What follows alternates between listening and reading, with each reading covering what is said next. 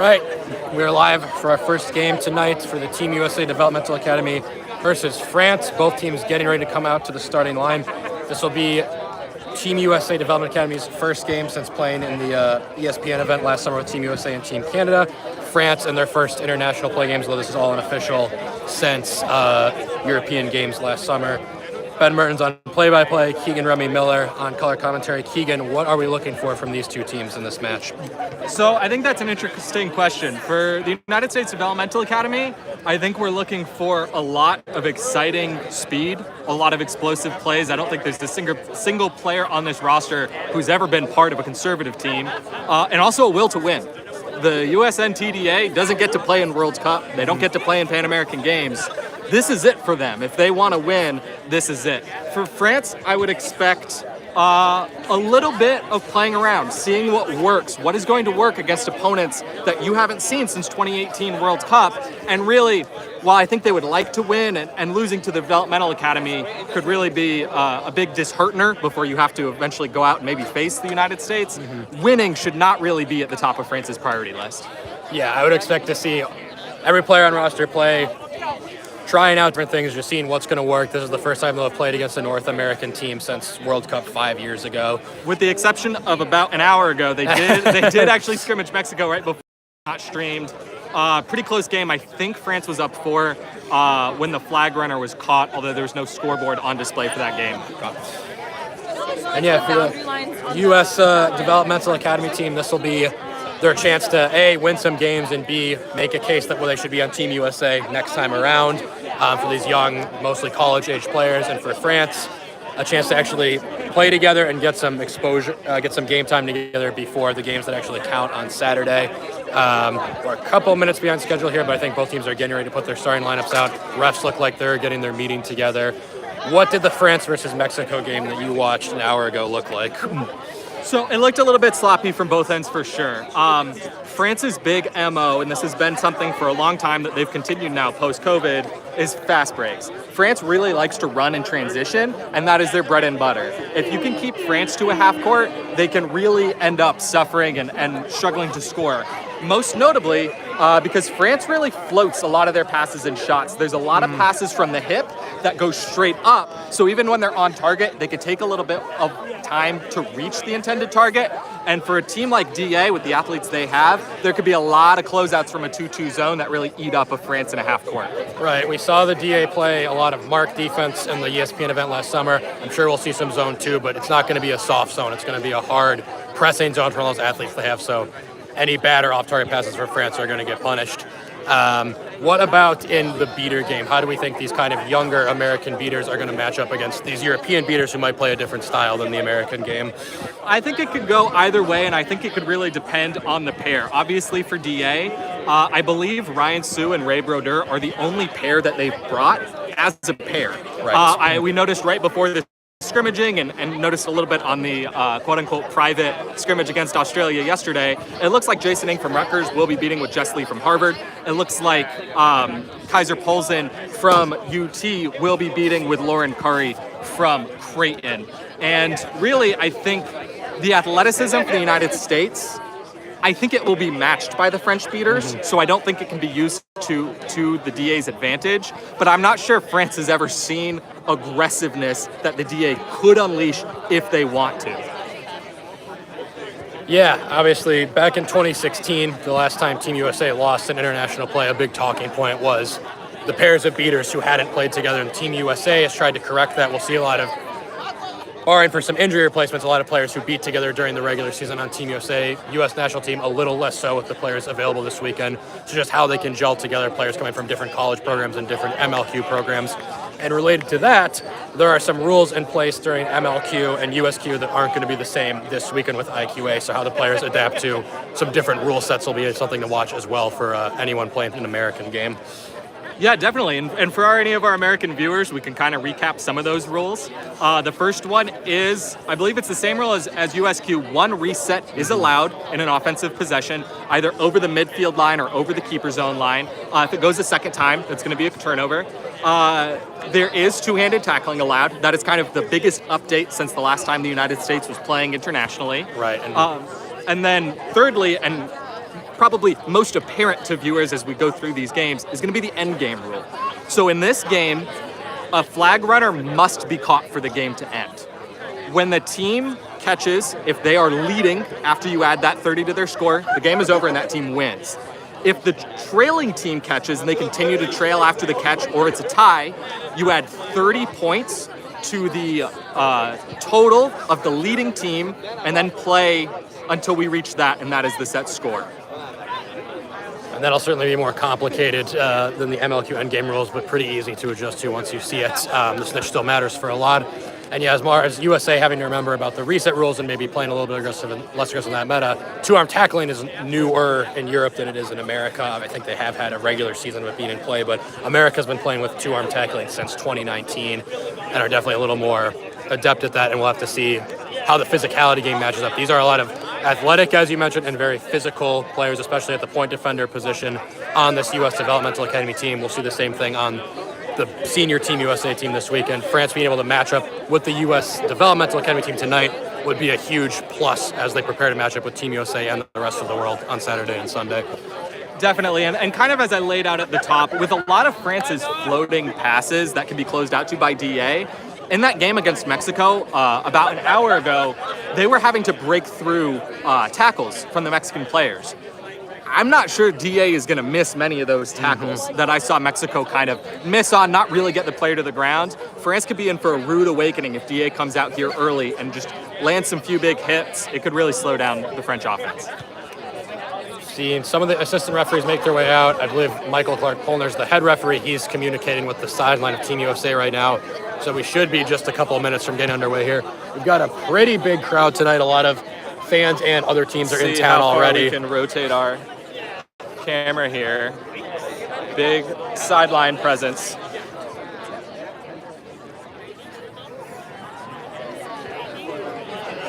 Now, you don't get the full picture from our camera that's looking at the benches, but a very good crowd for Thursday night quad ball tonight.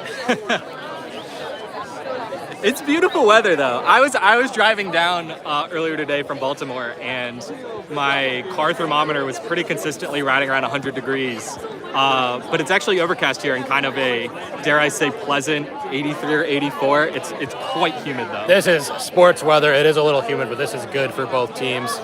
And as we're just a minute or two away from hopefully getting started here,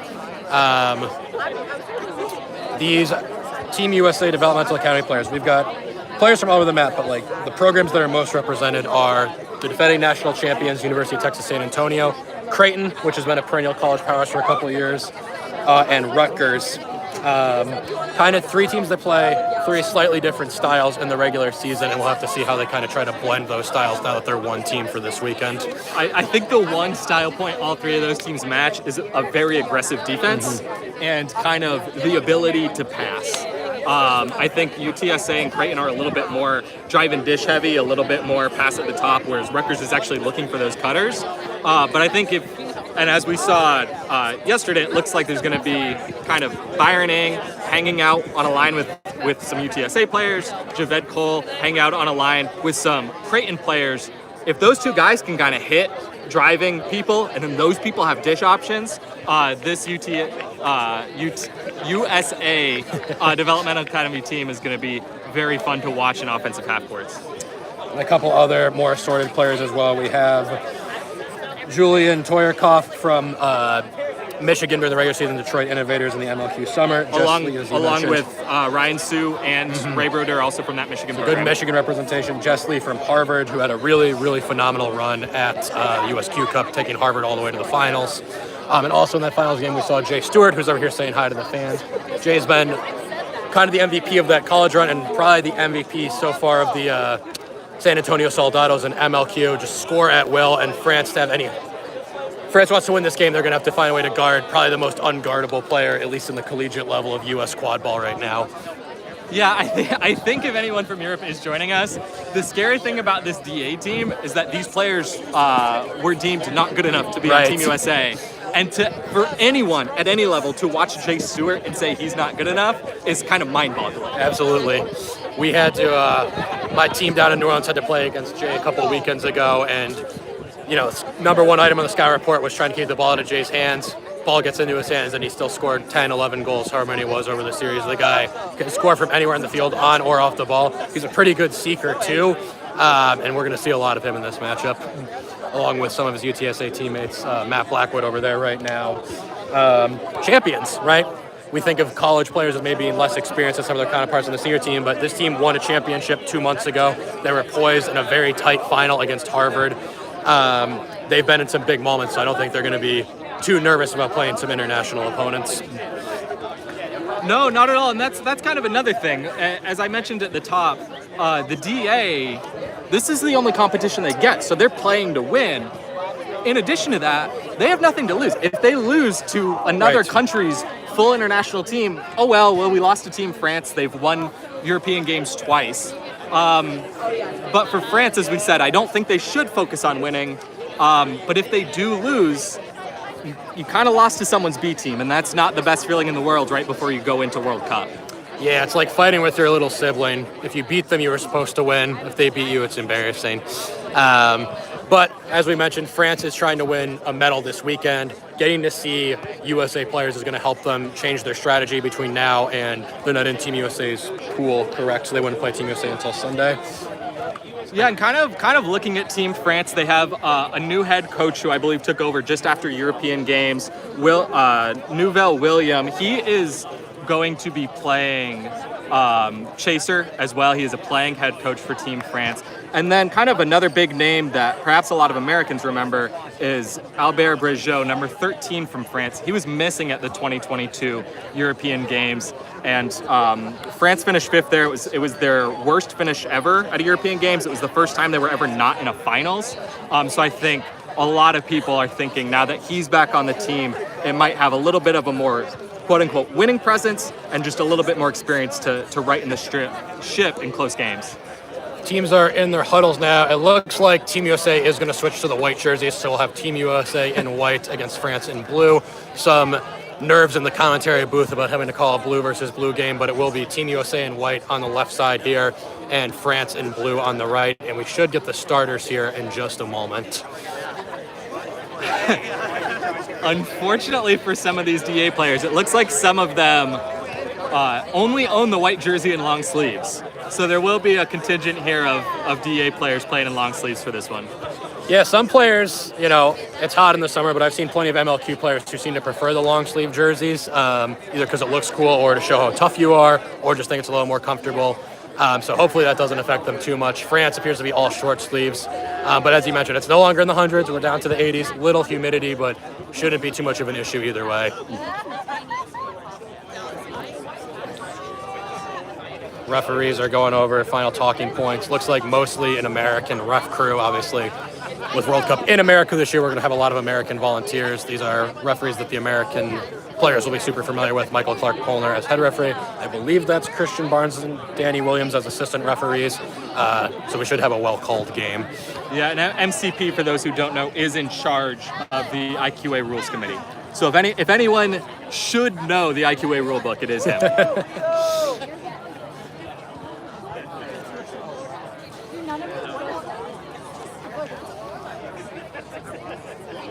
I think they're just going to... Another thing, Ben, that we did not explain, and maybe we can get some help as the referees start to set up the field, is the IQA start game. Yes. For those of our American fans watching. So, a little bit strange. Each team does start with one dodgeball. I believe they start with it in their own half. Mm-hmm. Then, from mid-pitch, the quad ball is going to be set up about 3/4 of the way along the midline, I believe in our direction. Yeah. The dodgeball, the third dodgeball, is going to be about 1/4 or halfway along the mid-pitch, and one beater and one keeper, or chaser, from each team sprints along the midline at brooms up to fight for those two loose balls. Yeah, this was the proposed start procedure for USQ a couple seasons ago, and at the last minute, USQ thought better of it and didn't adopt it. So this will be different for the American players. I believe this is IQA rule and standard operating procedure in Europe, so they'll have seen it before. It is. Europe has been used this rule at last year's European Games. So we'll see if France is able to with a little more experience, win this off the rush.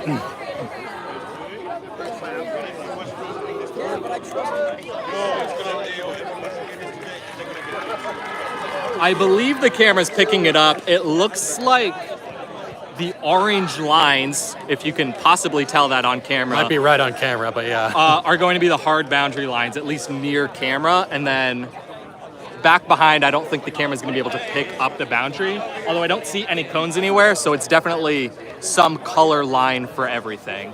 Yeah, this is a good field. Major League Quidditch in the United States has held their championship here.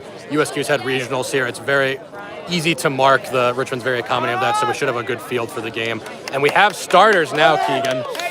So it's going to be Hayden Boyes from Sam Houston State in the green headband as keeper, and looks like running for the quad ball for Team USA. No, it's going to be Byron Ng running for quad ball USA. Okay. Ryan Sue running for dodgeball.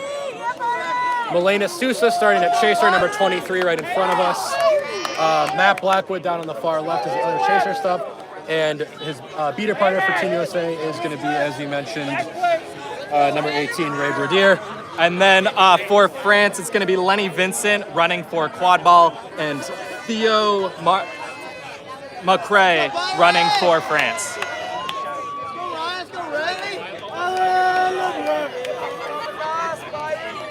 All right, we're just 1 or 2 seconds away from the start.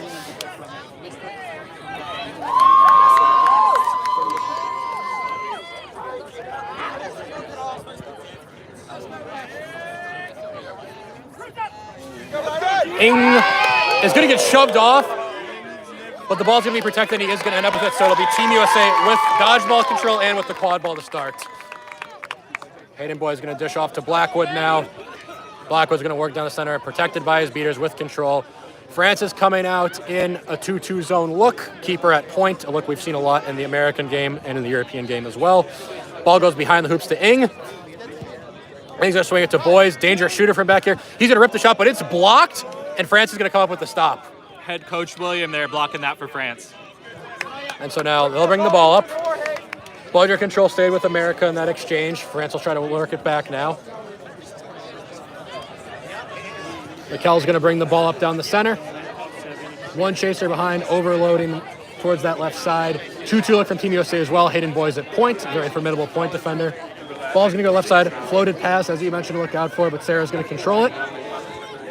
Looks around, Sousa brings it back to Mikkel. Pass over the top is swatted down by Ng, and that's a stop. Floating passes are not going to work against the USNTDA.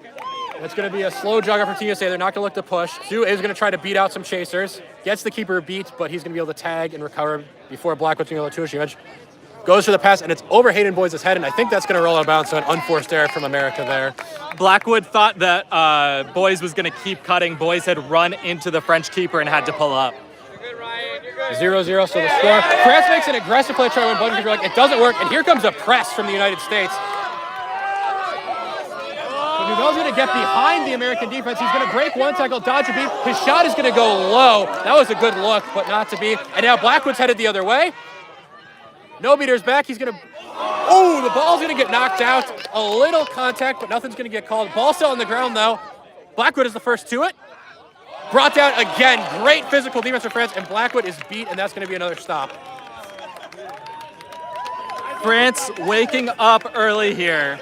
They've been stuffed on offense, but they've made some hits here on defense, and they're going to keep wanting to do that to hold DA off the board. Yeah, big flex from Nouvel there, who was one of the 2 different players to tackle Blackwood on that no-bludger situation. Really stout defense from France, as Mikkel's now going to bring it in on the offensive side. Pass behind, and it's going to go right back up top. They're just trying to probe this Team USA defense, see if they can break it down. Now the pass is going to go behind again. He's going to shoot. It's broken up, and a rebound is... possibly a bad luck there for France. The first shot definitely went through the hoop. The second one did not. France had actually run into a 1.5 there. Ryan Sue went for the beat on the beater who was tackling him, got the dodgeball on the ground, and that's what led to that great look for France. But I think we are getting a yellow card, it looks like, on Team USA, possibly for dislodging the hoop. That would be my guess, unless there was some contact that we missed. Yeah, Hayden Boyes just changed his headband from green to white, so this is going to be a free goal for France as a result of the foul. So Nouvel should just put this right through, and France will get the first goal of the game.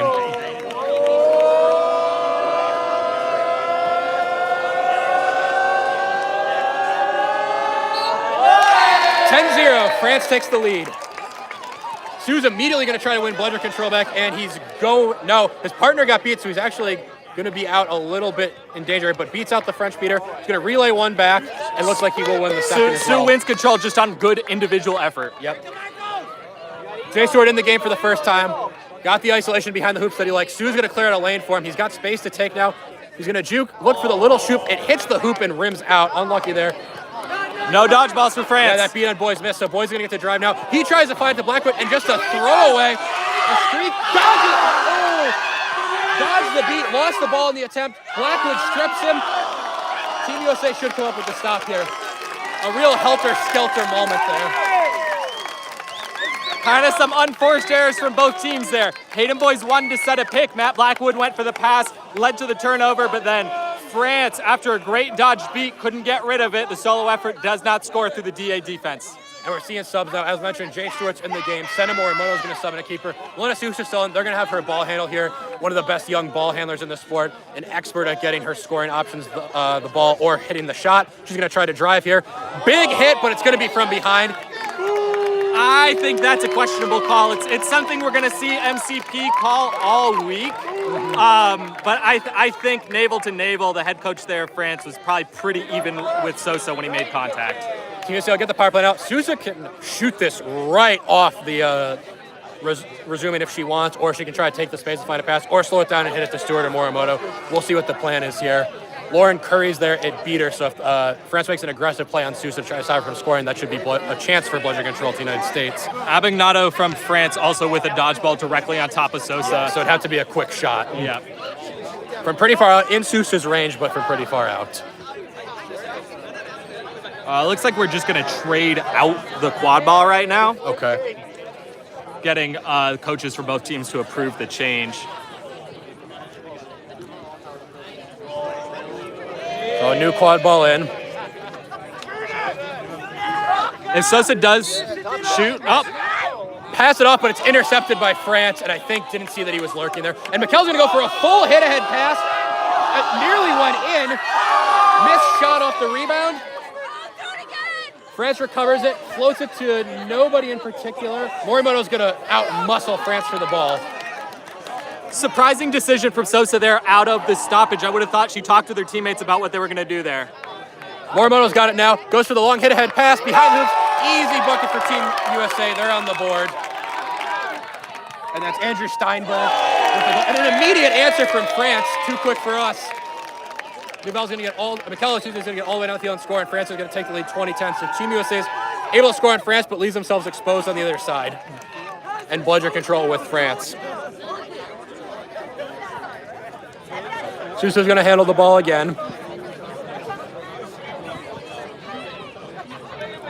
With Morimoto. Jay Stewart behind the hoops. And the pair of Polson and Curry are going to try to win bludger control back for Team USA here. So that 2-2 look from France. Keepers come over to guard Morimoto. Now to Jay Stewart behind. He's going to try to win the ISO. He does, and rips the shot. Hoop was left open, and that's going to be too easy for Stewart. 2020, France is going to look to respond immediately. No, they're going to think better of it and slow down. Nope, he needed to get back into the keeper zone to make that ball live. And now they're going to sub their beaters, and I think just go into a half-court set here.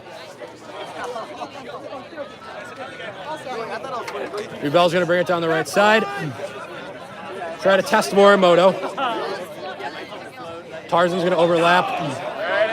Nice passing game, but a great beat, and that's going to be a turnover. And Jay Stewart has only one bludger to beat. Has Morimoto running with him. Chaser back now. Shoots it, and it dips in. Good look from Jay Stewart in transition. He's got two now, and USA takes their first lead of the night, 30-20. Jay Stewart checks into the game. 2 quick goals. He's definitely making a case for being Team USA the next time that head coaching staff needs to put together a roster. Yeah, absolutely. One great goal in the half-court set, and then pushes the pace of transition. Wrong foots the defender and scores. France with an aggressive beat. It's not going to result in control because of a good throwback. They're going to try to drive off the opening, though. He's beat, but gets the pass off. Over the top, big alley-oop threat, but he's not able to handle the pass. And Team USA is going to come up with a stop. Good defense there. And now Morimoto's going to push ahead. Throws it ahead to Jay Stewart, and that's going to be Stewart's third goal of the night. Goulet with the unselfish play, the feed to Stewart.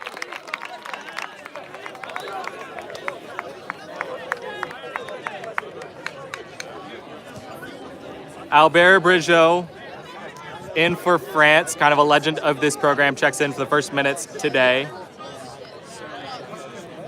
And we'll see if they can get something going on offense here. France, after that early spurt, has let Team USA stop them and turn in transition points now 2 plays in a row. Slow, patient passing around. France does have bludger control now, not using it too aggressively. Content to just kind of swing the ball around. 2 tap out, 1 chance on the backside, but Stewart's going to come back in. Probing now, going to try to drive. Pass across. She's beat, and Team USA is going to get the stop again. Passing to stationary players is not going to cut it for Team France in this tournament. Hit to Stewart. Stewart's pressed by the beater, and Morimoto will burn that 1 reset. So Team USA tries to push it, it's not there. But now aggressive beating from Polzin might end up costing Team USA control, but here comes Curry to try to clean it up.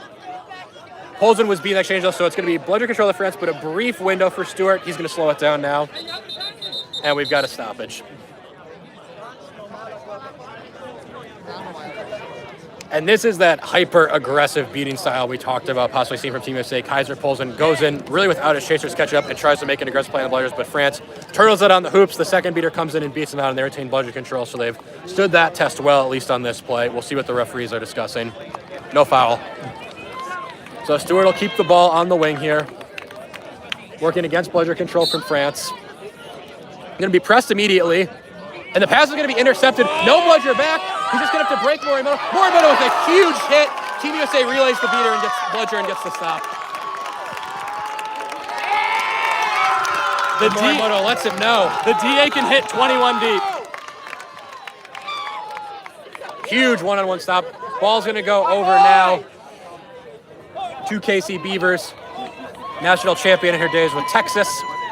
She's going to handle the ball, look to take the space in the middle, hit Jay Stewart. No beater looking. Jay Stewart's going to hit. That's going to be called no good.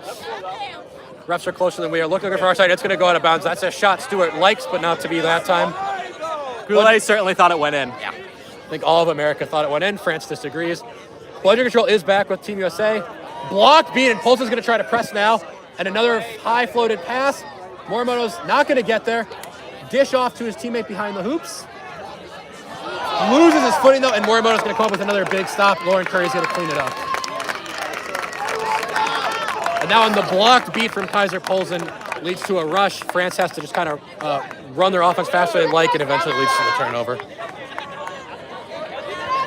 As we get a beater sub for the developmental county team, TJ O'Connor from Creighton in, along with Maddie Nemani is Creighton partner. So this is the pair that has beat together in regular season play. Beavers is going to handle the ball again. Run an overlay with Goulet, who's going to take the handoff. Taps out a chaser, so now Goulet's got a little more space to work with. Back to Beavers in the middle.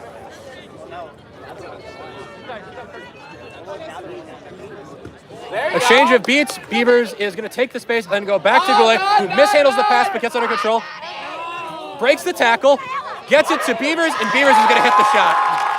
So quickly, and I am no expert in these people's faces, I think that is actually Claire Olmstead wearing a Leo Freed jersey. I think you're right. I think Olmstead just got caught out with the no white jersey.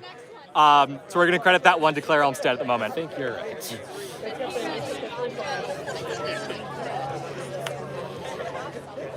So Claire Olmstead with the goal off, some great give and go action there. And France now down 50-20, hasn't scored in about 5 minutes of game time here. Gonna see if they can get something going, trying to work it behind, forcing Morimoto to move his legs, just gonna swing it back and forth as their beaters try to make a play. And now there's no bludger in the play for a moment. Nouvelle can drive if he wants to, but he'd have to get through Morimoto, who's made 2 big hits. And now Team USA has both bludgers back in the play. Nouvelle's gonna drive, try to float over the top. Big alley-oop, and that's a goal for France. That's the only way floating stuff is gonna work for France. It's gotta be right to the hoop. And with Morimoto at point there, rather than pressing the ball carrier, Nemani tried to take out a receiving option, which left him with only 1 pass. Unfortunately, it was the pass right behind the hoops. Team USA not able to stop the over-the-top alley-oop there, so 50-30 now our score. As we get some subs into the game again for Team USA. Jay Stewart still in the game, though. Working the backside, swings it back into the middle. Goulet's going to take the ball now off the handoff.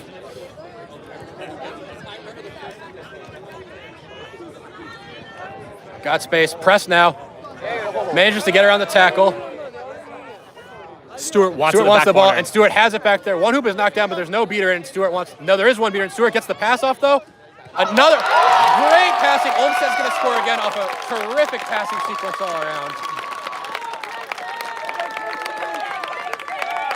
I think that is Casey Beavers. She's wearing Casey Beavers shorts. It's either Casey Beavers or Claire Olmsted. Sorry about that. With the jerseys, we're a little unsure. I think that's Casey Beavers. But a fantastic passing sequence from Team USA either way, and they're going to take the lead 60-30. The keeper for Team USA is also wearing a Carlos Prado jersey at the moment. Albert with the ball now. Beating in the back, but Team USA just going to hold the ball. He's beat, gets it to his teammate who kind of swats it, but Albert's going to come up with it. He's beat too, but France is going to get to it first.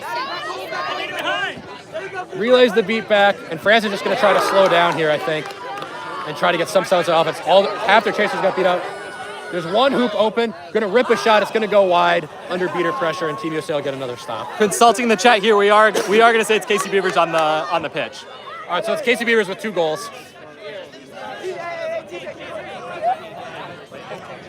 And Team USA with control. Yeah, of a really chaotic sequence in the Bludger game, but France isn't able to capitalize, and Bludger control stays with Team USA. We got Cole in the game from Rutgers now on our right wing here. Score right now, 6-3 United States. And it's going to go to Cole immediately. Dynamic scoring threats on the wing here. Goulet's going to set a pick. Cole's got some space to operate in now. Going to rip the shot. It's going to be low, but that's okay. It's going to be rebounded by Team USA. I think France got a hand on that one. Yeah, back to Goulet. Let's keeper's going down to a knee. Back to Goulet. He's going to shoot it. It's going to be tipped again. We've seen some good shot blocking, but Cole's going to be first to loose ball, and Team USA will get another shot on it. That's 2 offensive rebounds in 1 possession. To Goulet in the middle, but it's tipped again, and this should be a break for France. He's going to get there, but he goes for the shot and misses. You have to dunk that. You have to dunk Gonna that. get another chance at it. Here comes 98. That shot is through for France. So they miss in transition, but do get their own loose ball. And Paul Bonnet eventually gets the goal for France to make it 60-40. They got in that last play, the interrupted pass from Cole to Goulet. I think Cole was calling for it, and the French defense saw him call for it, read it really, really well. Cole is used to working at Rutgers with players who cut all the time, and I think DA is really used to being spread out right here, so Cole is just a little bit off his game. And we saw in transition there a chance for a dunk where they go for the shot, seeing what Team USA's point fighters had done earlier as the ball gets worked behind. This should be a shot. It's going to be low, though, intercepted, and this should be another chance to run for France. No, we're going to get a stoppage. I believe the Team USA keeper kept playing after he was beat. That's certainly what the French keeper is saying, which if this ends up being called a foul, that's a smart foul because it slowed the play down enough for Jason Ng to get back with his bludger, which should take away the fast break opportunity for France. Yep, Jason Ng and Jess Lee, now the beater pair for France, checking in for the first time today. Bludger control with the French side, so they might still be able to try to turn this into a transition, but certainly those couple seconds that were bought by the tackle there are going to slow France. And it looks like there was no discussion about a penalty. It was simply a discussion about whether or not the ball went through the hoop. It did not, so the score is going to remain 6-4 in favor of the DA. And we'll get no call on the play, just the Team USA keeper is going to be beat. Ball will be in the hands of, I believe that's Nguyen for France. He's going to push the pace now. Bludger exchange. A low pass is going to go to France, but nowhere to really go with it, and Team USA is going to come up with the ball. Try to make an aggressive play there, and all that happens is France loses bludger control and doesn't score. Ooh. Jason Ng played that really well in transition, and Team USA's physical chasers kept France out of the zone there. We got Matt Blackwood in the game now.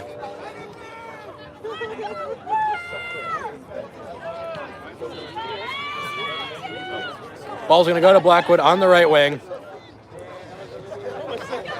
Bludger control with Team USA, looking to collapse the French zone. Back to the top.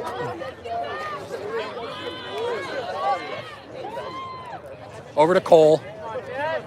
Just trying to get this French defense moving. Now a big aggressive beat from Jason Ng. No beaters. Cole's wrapped. Gets a pass off to his teammate. One more pass across. Blackwood's going to catch it for the goal. France going to go immediately the other way. Jessley's going to step up and force him to slow it down. 70-40 now the score. That one was Claire Olmstead. Ghazi's going to handle the ball for France. Pass it over across to Bonnet. Deep pass behind. Jessley is right there, and the pass is bobbled. Dodges the beat, though. Big jump. Going to go for the alley-oop again. And another alley-oop goal for France is going to bring it to 70-50. And when France is able to get that one beater out, that alley-oop has been there. Keeper subbing off right now for Team USA, who we haven't been able to identify. That is Kawena Abrigo. We'll get that right for the next game. Hayden Boys is going to come back into the game. 16 minutes, game time. So we're a few minutes away from the Snitch. 70-50, a Snitch range game on our hands here. Team USA would love to push that to a 40-point lead before that Snitch comes out as the ball is article. Ing, huge dodge. And that's going to be control over to the Americans. And Ing's going to try to press the advantage. The keeper was out of the zone. A lot of space out right now. Cole swings it across. Two boys. Scores. That is a Rutgers play. Jason Ing clears the lane for Javed Cole. He hits the pass to the person at the hoop, in this case, Hayden Boys. 80-50 now our score for Team USA. IQA rules. Seeker's going to be released at 20 minutes. There will not be a stoppage. Mikkel's going to send it deep over the top again. Back up to the top to Vincent. Going to try to work on Matt Blackwood. No easy task. Rips the shot, though. Claire Olmstead was a little out of position on the short hoop, and he's able to sink it past her. Really nice shot from Vincent there. 80-60 now the score. France, aside from that 5 minutes from about the 5 and 10 minute mark, has had an answer for each team. Right, I believe France went up 2-1, then they went down 4-2, and they've really been hanging at that 2 or 3 goal deficit ever since. Cole's going to handle the ball again here. Bludger control still with the USA Developmental Academy. We'll see if they can run a play like they did last time to get some space for their chasers. Going to go over to Matt Blackwood.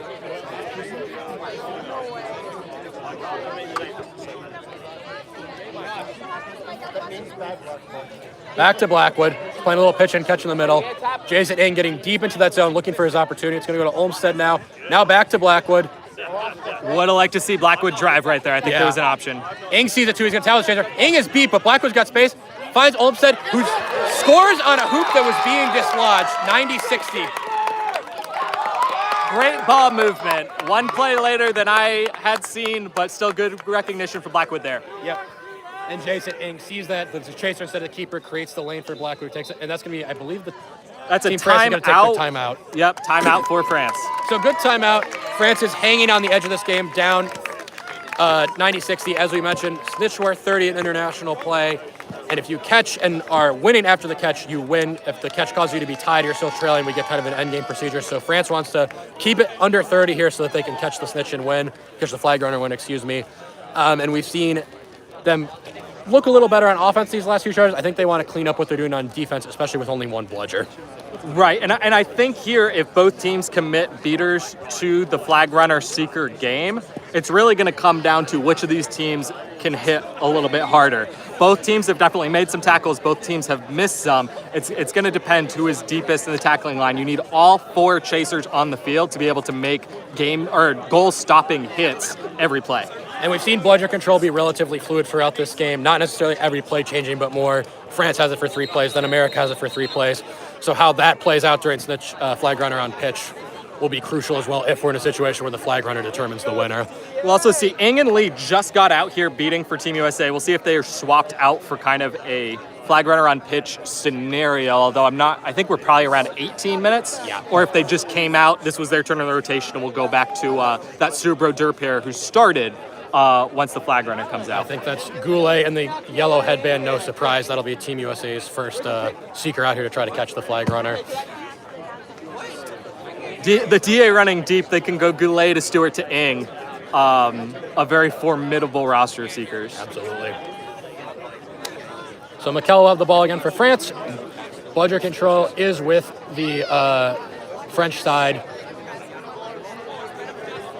Managed to win it back in the kind of chaos there. Ing tapped out a chaser, but then got beat in the back, but that created a big enough window for Team USA to score, but cost them dodgeball control in the process. And we'll see if France, who's been definitely more effective on defense with dodgeball control, can turn this into some points on the offensive side as well.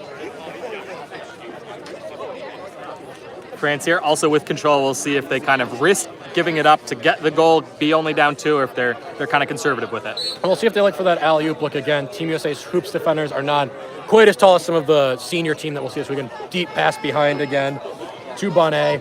He's going to go back over to Mikkel. Going to try to work on Hayden Boys. Finds Bonnet. It is another alley-oop. The hoop got turned by the shot. No good. France gets the rebound, but beat in the back, and Cole's going to come up with it. So a stop for Team USA as France tries to run their favorite play again. And it's going to be a full sub, as you predicted. That first beater pair back in the game for Team USA, and it looks like most of the first chaser line as well. Yep, so Sue and Brodeur in for the DA. We understand there's no scoreboard on the stream. We'll do our very best to constantly be saying the score. Again, the U.S. is up 9-6 at the moment, and there is no set score in this game until somebody catches.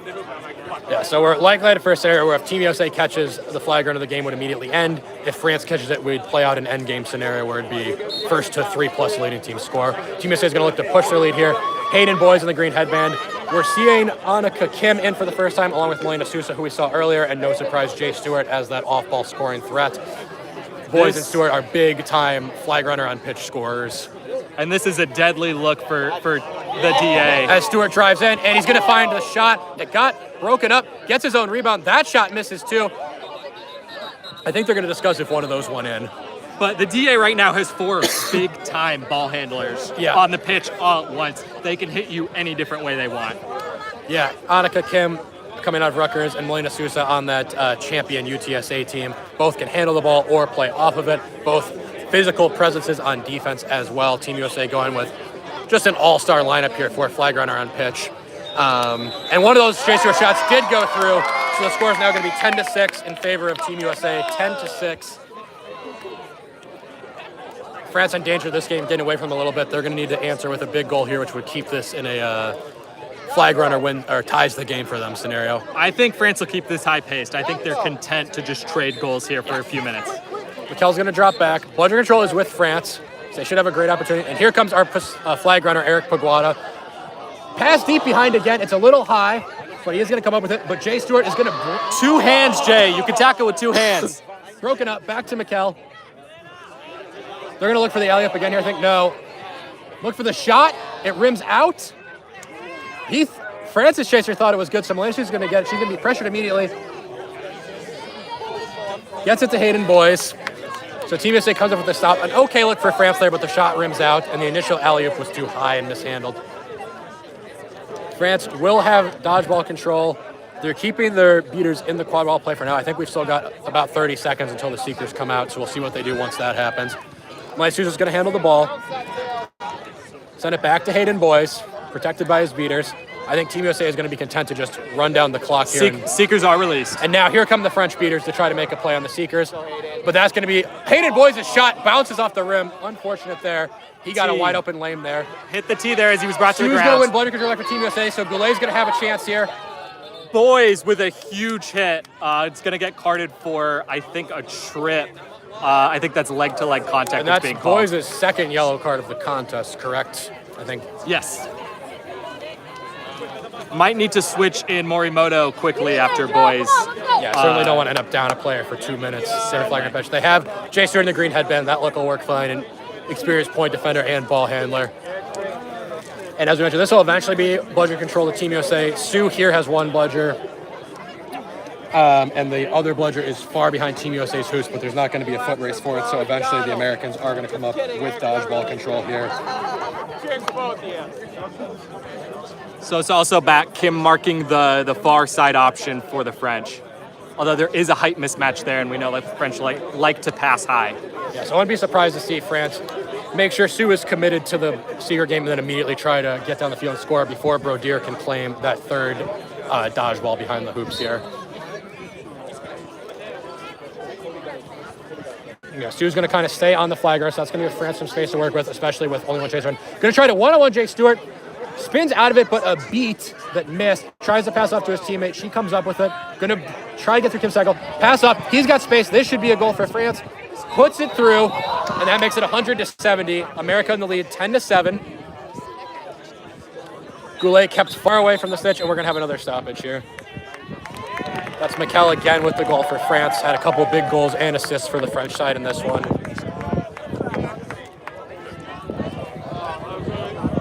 The goal ref actually called a beat on the French player, so it's going to be called no goal. I think that was much earlier in the play when he was trying to spin out of Jay Stewart's wrap. There was a beat that we thought was missed because he kept playing, but it was called beat, and since he scores a few seconds later, that goal's going to be no good.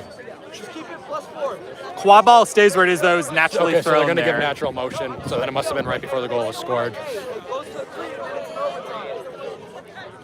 So France will have another chance to get this back within a situation where they could catch the flag and send this to overtime. Right now, Team USA up 40 points, 10-6. Morimoto also making his way to the box. Oh, he's released because the goal was good. Yeah, so he's back in. And Morimoto, I guess, is Serving time time for for time. I don't know if boys. that's an injury or because of the two cards. France will get another chance at it either way. And it looks like Brodier and Sue are going to stay in the flag runner game. So this will give France another no bludger situation to try to make a goal happen. And screen on Stewart. Not going to try to force his way through, but Stewart picks him clean. And the pass is going to get broken up by Annika Kim. She's going to fall on it. That's a danger. And that'll be against France, against number 16, Giola. Jayola, who is played Shot- in USQ for a couple seasons. Yep, Sade for those of you who might know her. Going to get sent to the box here for France for the dangerous kick. So Team USA will get the stop, get to keep the quad ball. And bludger control, I think in the chaos there, nobody has it right now with one bludger far to the side here. Also, interesting to note, U.S. Doesn't look like anyone on the sideline is wearing yellow. Goulet might just be playing this one out until the game's done. Stewart's going to take his time on the keeper zone here. Now, shake out Mikel. Dodge beat, so Team USA should end up with control here and a lot of time for Goulet. France is going to be without a bludger for a long moment here. Stewart's content to take his time. Long beat attempt on Goulet, misses. He'll get even more time with the snitch. Stewart's going to just keep milking the clock. Morimoto's back in the game. Floats it over to Morimoto, who's got a ton of space, and finishes the goal. So now Team USA leads 11-6. And my mistake, Jason Ng was wearing yellow and he has just subbed in. Here comes Mikel again. Been in the game for a long while now. Going to try to isolate on Jay Stewart again. Shakes free of the tackle, finds the pass over. That shot goes through. France makes it 11-7. But France is going to need to come up with a catch at some point here. Ng's going to get some one-on-one time here. France is going to win bludger control. And beat Ng out before he can get the catch. Yeah, had a couple of really good looks at it there. Unforced error there from Sosa. But Morimoto's going to be the first to the loose ball. Going to go on the drive. Puts it through with a big forceful dunk. But immediately France is going to try to go the other way. Jay Stewart pokes it out of his hands, but we're going to get a stoppage. Morimoto, the great fake pass to Sosa, and then was just able to finish with authority Got through high that on middle that hoop. jump dunk. Morimoto's getting carded for something after the goal. Maybe. It couldn't be. I I believe that might be reckless dislodgement. I don't know my ref calls as maybe as well as I should. I think that might be reckless dislodgement. All right, well, 12-7. Team USA is in the lead. Mikel's right here with Jay Stewart in front of him. And Milena Stewart's going to try to poke him down. He manages to get through Jay Stewart, and it's a big goal for Mikel. He's going to complain about the contact from behind. I think Stewart was trying to play the ball there. France gets the goal, 12-8. Back and forth during flag runner on pitch here, and so far neither team able to come up with the catch. 12-8. A lot of time for France on the flag runner here. Ng and Poulsen there, not working together at all. Really missed opportunity for the DA to get control back. And just a ton of time for France to seek as a result. Finally, the beat's going to be made by Poulsen.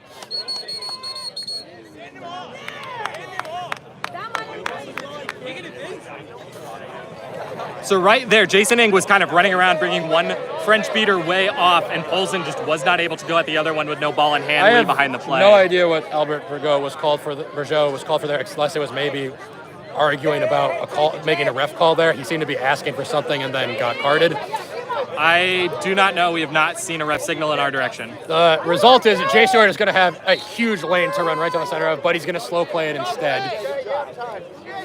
Work on try now. Get through her. Get through one. Pass off to Annika Kim, and that's a nice goal to bring the score to 13-8. And now Team USA has dodgeball control. They're going to keep the French seeker away from it. Polzen's going to try to make a turnover now. Great play from Polzen. And Morimoto should be forced to it, and this should be a quick goal for Team USA. And time for Eng. We're going to get a stop it, or Goulet, excuse me. Yeah, Goulet back now in, seeking for the DA. Kelly and Mingay is seeking for the French team. Still 13-8 our score. USA development team in the lead. Out of bounds call, far side, French ball. Catch wins it for the United States. If France catches, we'd play on. That pass was almost intercepted by Annika Kim. Great position, just couldn't quite get her hands on it. But being in the back, that looked like a pass after me. They're going to let it play, though. No, they're not. The stoppage. There's the stoppage. That should turn over to Team USA right back near the hoops here. Pulls in there twice. I mean, that is the sign of an incredible beater, being able to play both the seeker game and the quad ball game at once. They're going to turn over to Jay Stewart back here. So closest Team USA chaser. All four are back in their own zone. They did too good of a job getting back on defense there.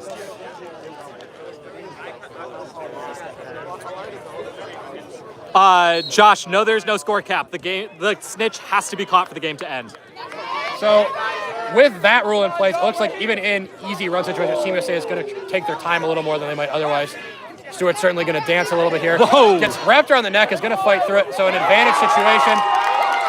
Joe Goulet caught. So if Goulet's catch is good, the game's over. Final score would be 160-80. 16-8 here as a win for the DA would be huge for their morale, obviously, but a little bit of a blow to Team France. I know they had things to work on that weren't winning, but you'd still like to come out with a W. We liked how their first line came out, and when their first line came back in towards the end of the game, they played well as well. So I think the takeaway from this game for them is cleaning up the second line. The catch for Joe Goulet is good, so the developmental academy team wins 160-80. Good showing from them. A lot of players who made a strong case to beat on Team USA in a couple summers.